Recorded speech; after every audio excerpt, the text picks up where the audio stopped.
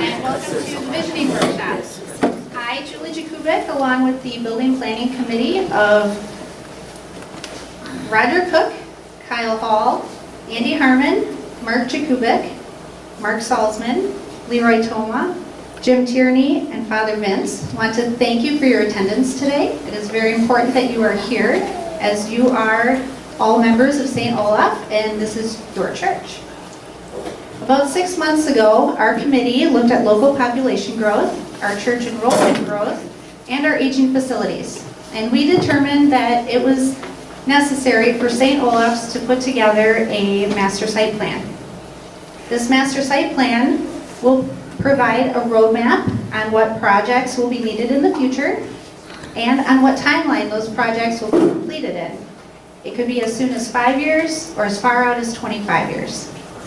Depending on the cost of the projects, a phased construction timeline would be a possibility. The plan will allow St. Olaf's to grow in a smart and fiscally responsible way. To have a master site plan developed, we interviewed several architecture firms, and we chose Growth Design Group based on their expertise and experience in religious structures. Today we have Paul from Growth Design Group who will facilitate the workshop. He will introduce us to why it's important for our religious buildings to be functional for the programs that we run, and he will engage each of you into sharing your thoughts on our needs, our wants, and things that we think should stay as is. Next week, Paul's team will be conducting building walkthroughs to analyze our existing facilities, and he will be interviewing key building users. He will take all of this information and use it to create several options for a master site plan. Those options will then be reviewed and updated as necessary to reach one final master site plan that Paul will present to us in the fall. And without further ado, I'd like to introduce you to Paul.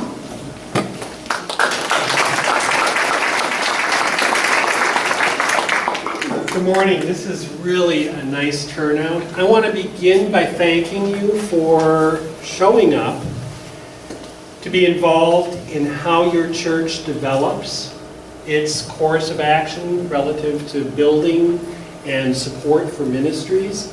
I also want to thank you for worship this morning. I came early enough to be able to worship with you.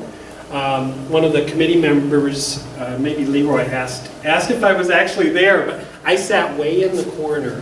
One of the things that's a challenge about being a church architect is I want to make sure I can see everything, and the best place to see how not only what happens on the platform unfolds during worship, but also how the congregation interacts and how movement works in the space. So I was kind of like the little mouse or the little fly on the wall sitting in the back corner watching and then also participating. So thank you so much for worship.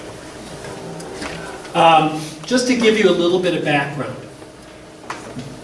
I have been working as a church architect for almost 30 years. Prior to that, I was a pastor. And while a pastor, I learned, working in a church building that did not serve that ministry well, how difficult it is to do ministry, whether it's worship or outreach or counseling or education, in a building that isn't set up for the needs of those ministries. And of course, the building I worked in had been built many, many years before I was a pastor there. And it worked well for the church that built it. But ministries change, and expectations change. And while the things of worship and the truths that are conveyed in worship and ministries do not change, how we do those things, how we carry them out, do change. So part of what we're about today is to understand what are the things that a master plan for you to be the church in Deforest what your buildings and your site have to do to facilitate that, and to hear what you have to say about what is challenging here, what is beautiful here, and who you want to be in the future. Our agenda is very simple. We have a beginning. We have this design presentation. We'll take a short break. If you want to refresh coffee or grab another donut, that's fine. And then the second part,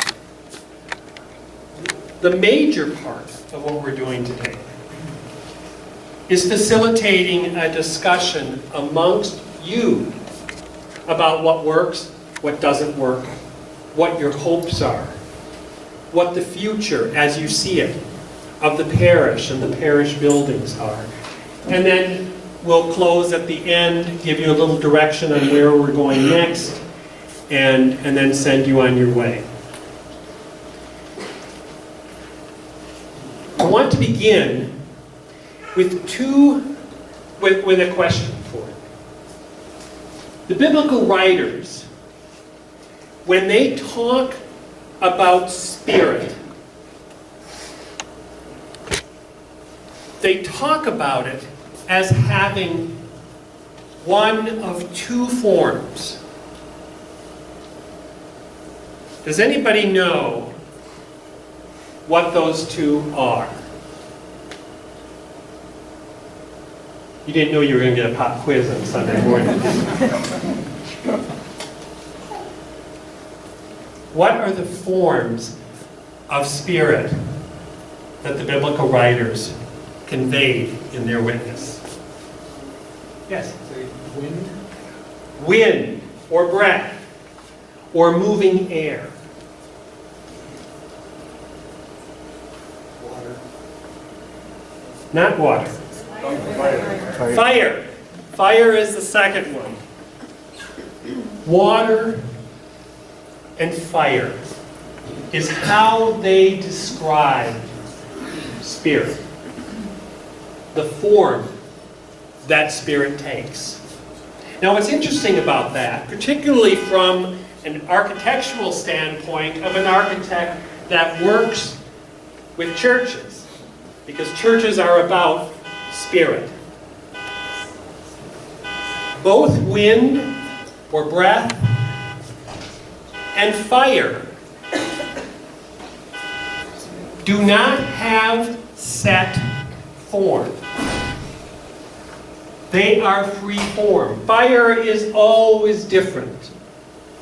And wind is always different. And I think that was intentional on the part of the writers of that witness.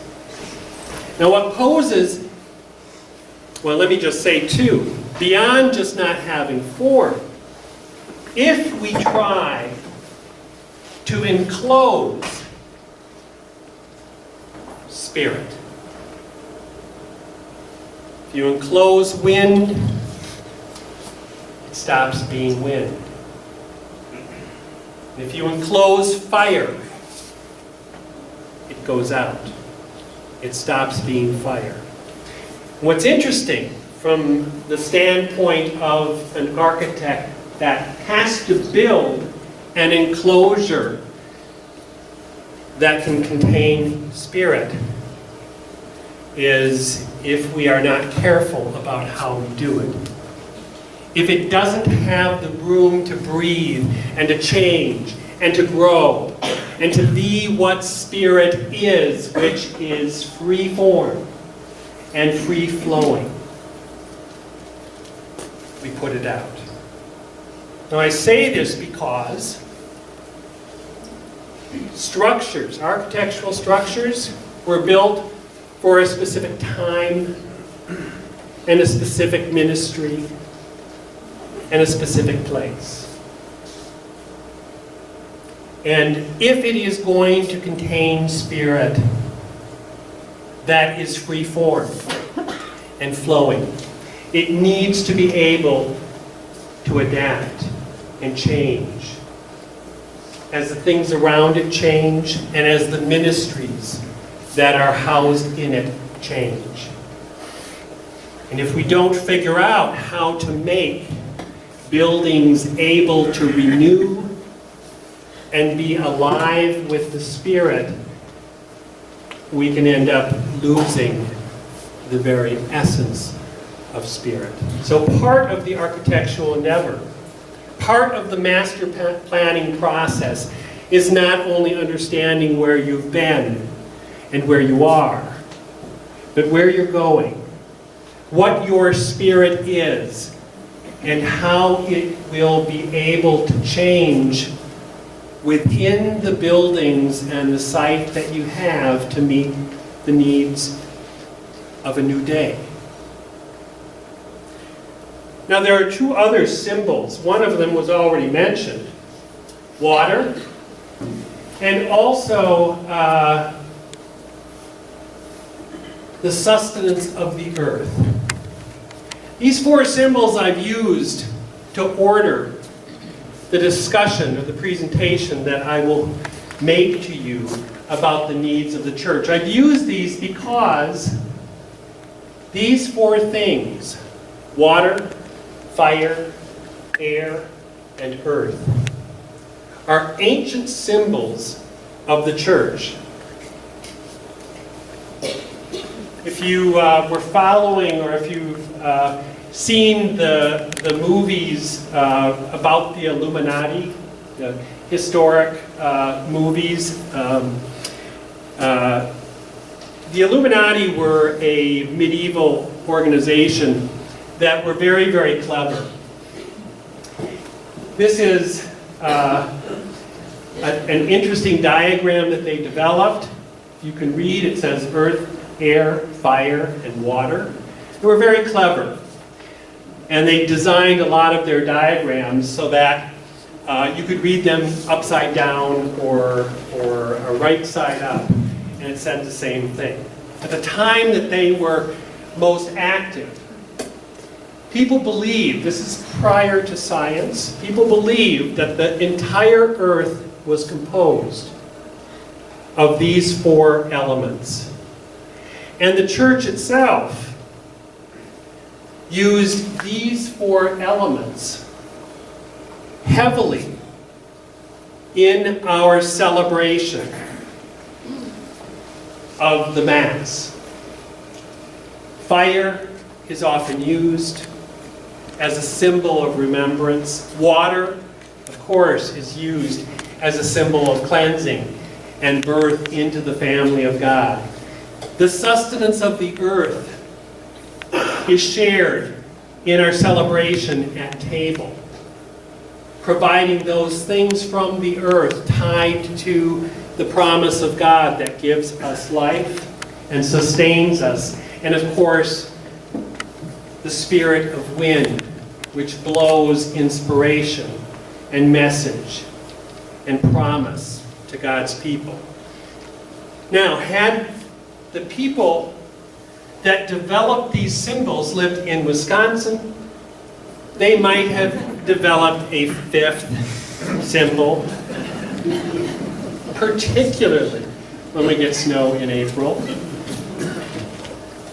I'm going to use these four symbols to order the relevance of the church building in today's age. So first, the symbol of fire. It is the symbol of remembrance, of promise and hope, a light in the darkness. Traditional symbol for that should be on our minds in this season of Easter. It is the vigil fire of Easter as we await the newness of the resurrection. I also believe that it's relevant for how people encounter our churches. That beacon of light that we hold up to the community. Is it visible? Is it clear? When people come into the location of the church? Are they able to understand that it is here calling them, a light in the darkness of the world? Sometimes we light our churches to be that beacon. This is a project I had many years ago in Iowa. And you can see the spire of the original church. They had to build a new church. And when we talked about this piece, we specifically called it a lantern, a beacon, so that the people in that community would know the presence of the church and that it was alive and waiting for them, calling them to come in. Part of the beacon that we present to people is having adequate parking. And parking that is convenient for all people that need to use the space. As a former pastor, this is the sign I like best.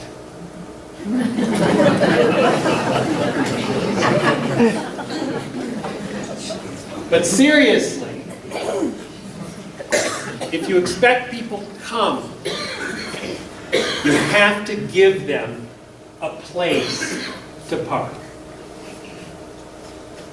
The diehards that come to church every single Sunday routinely will find a place to park. The visitor, the person who is not quite sure that this is the place for them, or not quite sure that the church has the meaning and the message for them. If they come to a parking lot and cannot find a place for them, they may move on. As an architect, I can analyze what that means. Every municipality has a requirement for the number of stalls that you have to have for the number of seats in worship. Sometimes that's 1 to 6 if it's a large urban area where parking is scarce and you can have lots of streets to park on. For churches that are out in the middle of nowhere where there are no streets that you can park on conveniently, that number becomes 1 stall for every 2 seats. And for a church like this, it will be someplace in the middle. But the importance of having enough parking as a symbol of welcome can't be understated. And let me just say, I use this slide. This is not one of my projects. Not all these projects are mine. I use this one because it is an example of beautiful parking. We have to provide the parking. The journey from your car to where the ministry is occurring can also be an experience of beauty and meaning, if it's designed correctly. As well as the entrance and the pathway up to the church. This is a church, a Presbyterian church in Madison, that had some interesting issues with how they got people from parking to their worship. Part of that was giving people signs as to which door is the best door to go in. This pathway made it very clear. Why is this important? Again, a visitor, you all know where you're going. I sat back by the door in the far corner of worship. Some of you that are members here know that that door exists. The visitor won't. It's always interesting for me when I come to a church for the first time. Churches often have many doors. I can walk up to a door of a church that I think is supposed to be the entry. I can grab it, find out it's locked. Go to the next door. Maybe that's locked. Eventually, I usually find the door I'm supposed to go in. That's okay. I have all the reason in the world to be at that church. The person coming to a church for counseling. that is going through life's hardship may be looking for every excuse not to get help. And if it's not clear where to go for that help, or if they come to what they think is the door for help and it's locked, maybe they won't try the next door. So doorways become incredibly important. Doesn't mean that we have to leave our churches open. We just have to give people cues as to where they need to go to get the outreach and the ministry that gives them sustenance. This is a church that took the idea of opening their church to the community very seriously. They actually opened a side of their worship to invite people in. Churches are, the main design for churches came out of the period through the Dark Ages, or current church designs. That was a time where the outside world was a threat. And so we often built churches as walls to protect those within. This is something that in our day and age is no longer necessary, and in fact the opposite is true.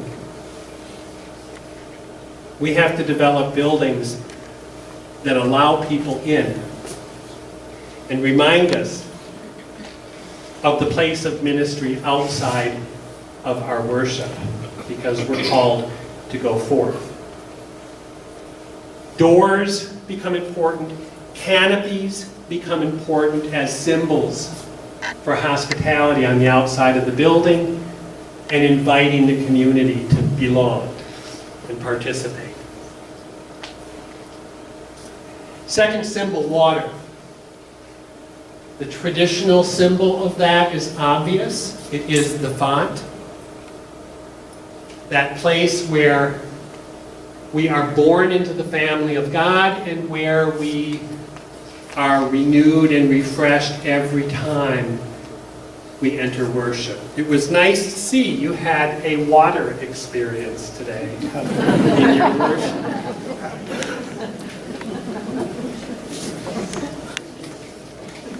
That can also mean a place to be family. Gathering spaces. I started working as a church architect in 1992.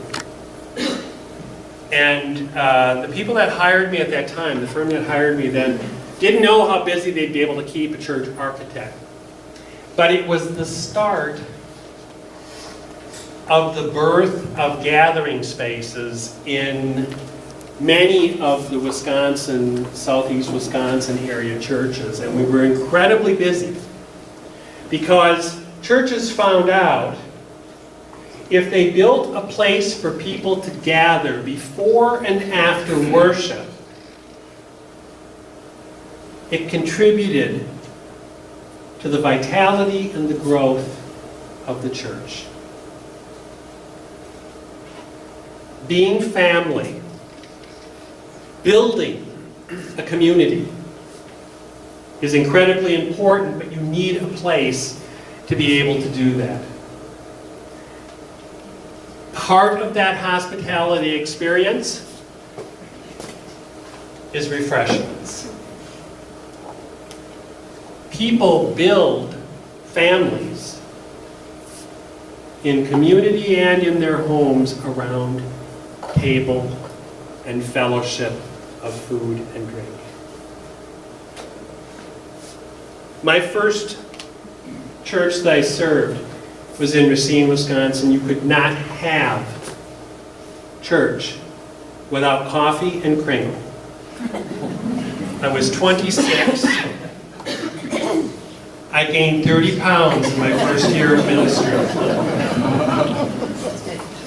I have not lost them. This is a great example of a church that took a corner of their gathering space and transformed it into a place of refreshment so that people would stay and share coffee and a donut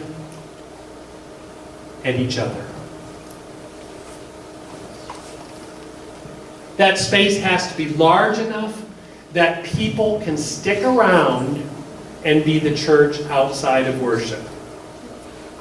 And very often, that gathering contains the symbol of threshold into sacred space. Opposite that door is this font.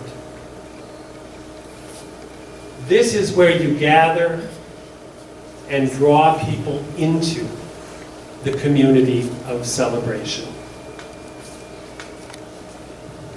And then there is the third symbol, the sustenance of the earth. That which is grown and harvested and sacrificed to give us sustenance. The traditional symbol is, of course, the altar or the table in the center of our worship. How that is placed, where that is, how present it is in our worship spaces is incredibly important if we are a people of meal and sustenance. Getting people visibility to the altar is important. Giving them access to the altar is important.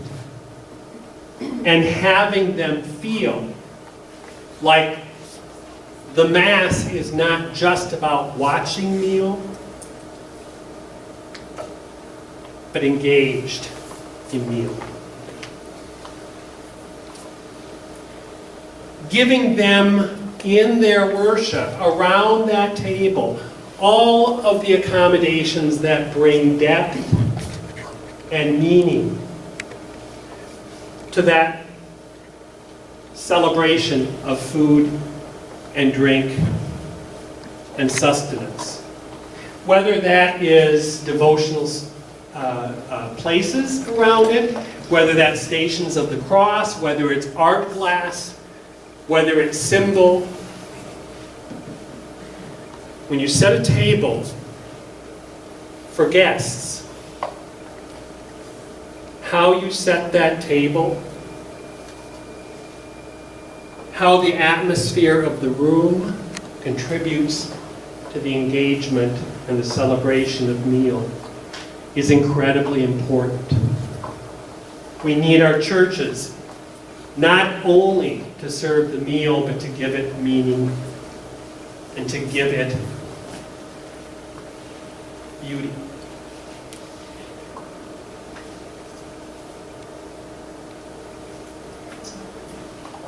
Creating ample light in the space, and I show you this slide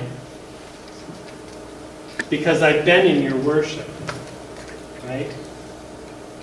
There is not a lot of natural light there.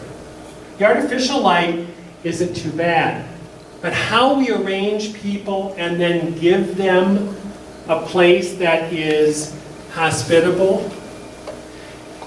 Studies have shown that education that employs natural light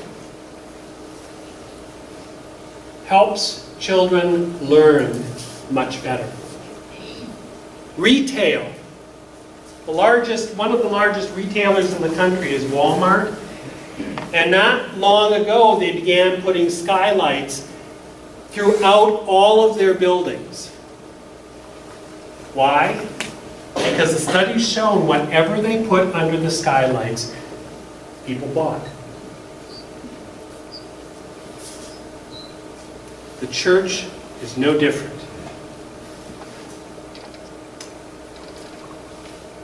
Natural light is the way we learn, And it's the way we incorporate into our lives those things that are important.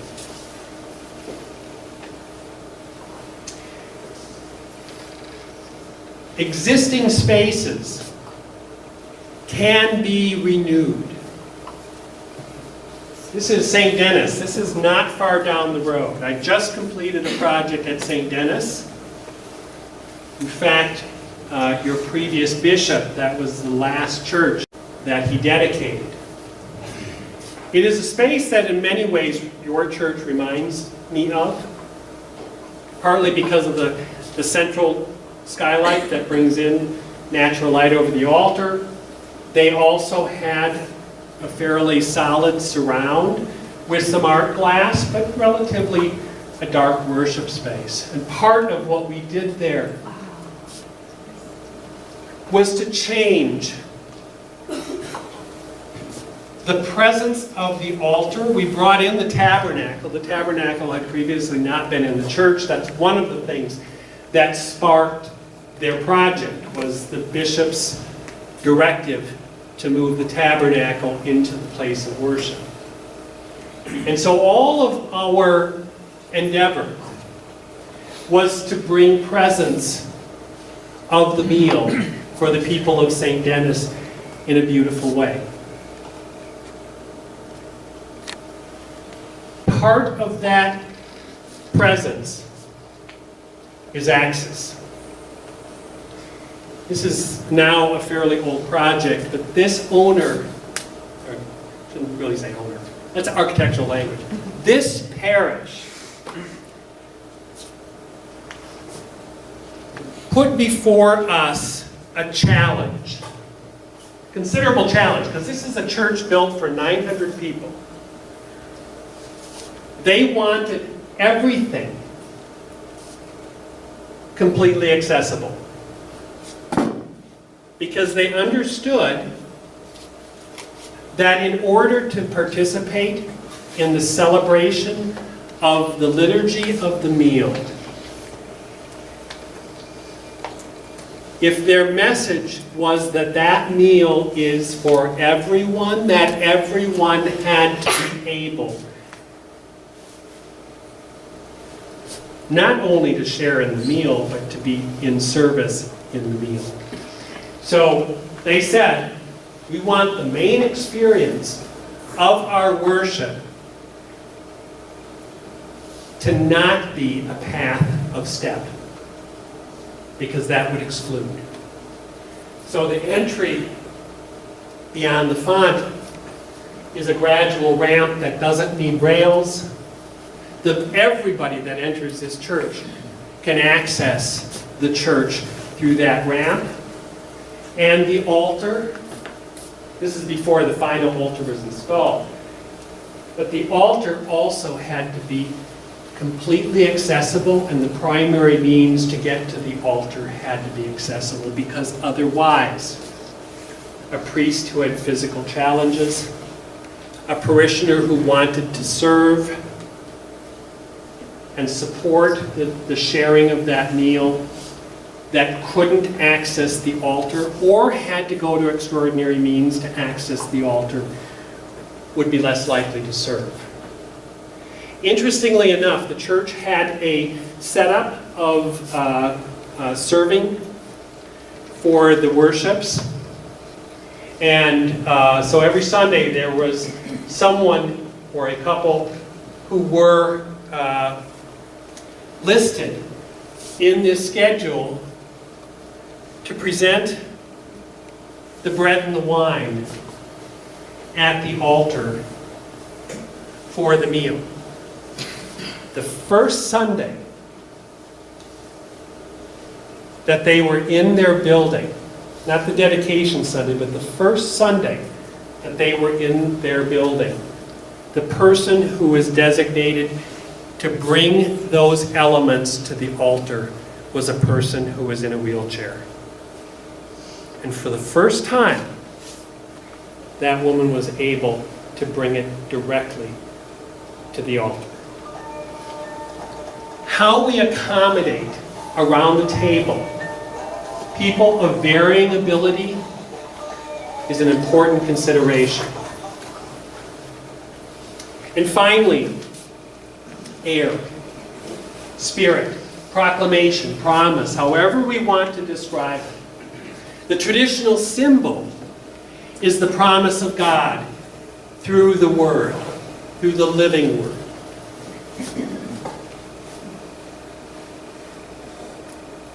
That is the heart of our ministries. That Word is for everyone. In our churches, part of our responsibility is to make sure that every person who wants to participate or who needs to participate is able to have that Spirit come to them. Changing rooms, nursing rooms, rooms where you can tend to infants. The very first architectural tour of a building I went on was the first time I ever recall being in a women's restroom. And I walked in and I went, wow, they have couches. It was an older church building. We used to provide a place for mothers. Many of our churches anymore don't do that. Some do. I work across the whole breadth of Christian experience. Everything from Catholics through Protestants to non-denominational churches. The non-denominational churches that have seen a significant growth in their churches do two things really well, in my opinion. Hospitality, incredible ministry through hospitality. And parenting. Phenomenal ministries to young families and to children. Why? That's the future of the church. And it's a considerable need in the church. So, giving children and families the assurance of a safe environment, a meaningful environment, and a beautiful environment is a part of a growing church's need.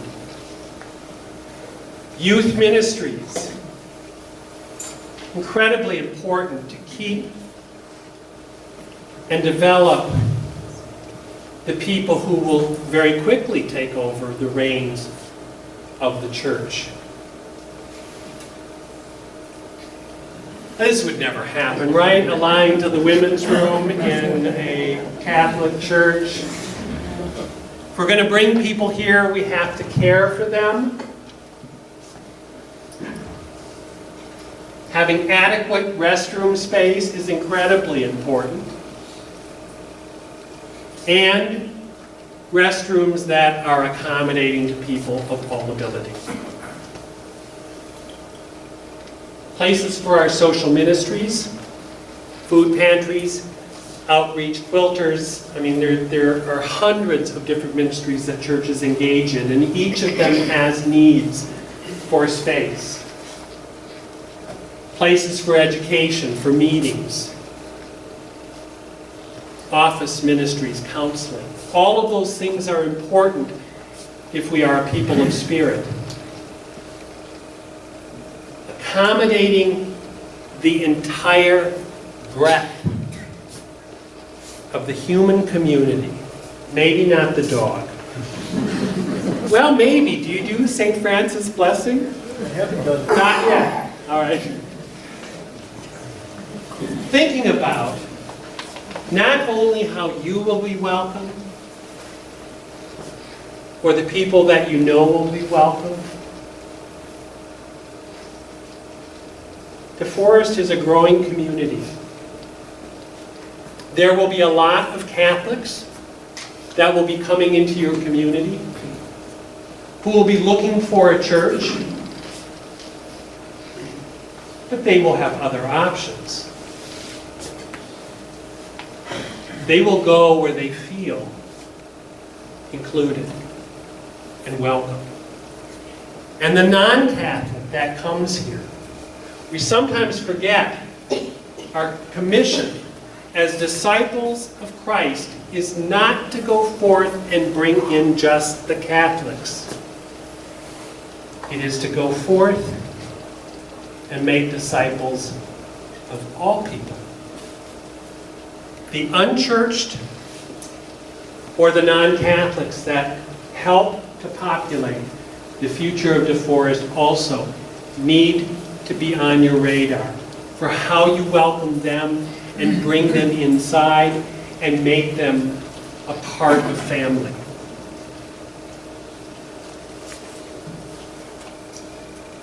Fire, water,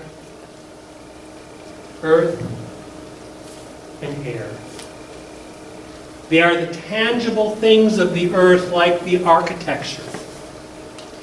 It's tangible. It is not the church. But when it is tied and serves the people of God, the spirit of the church thrives. That's what we're about today, is understanding how can we give your site and your building a shape that will allow the spirit of wind and fire to be alive. So, now about you. I love the fact it snowed this weekend. We're going to take a break, and then we are going to come back. And I'm going to let you discuss what your future may be. What you need, what you want, what we have to maintain, and what is essential to change. So, let's take 5 minutes so you can get up and stretch. If you need to use the restroom, if you need to grab a cup of coffee, if you need to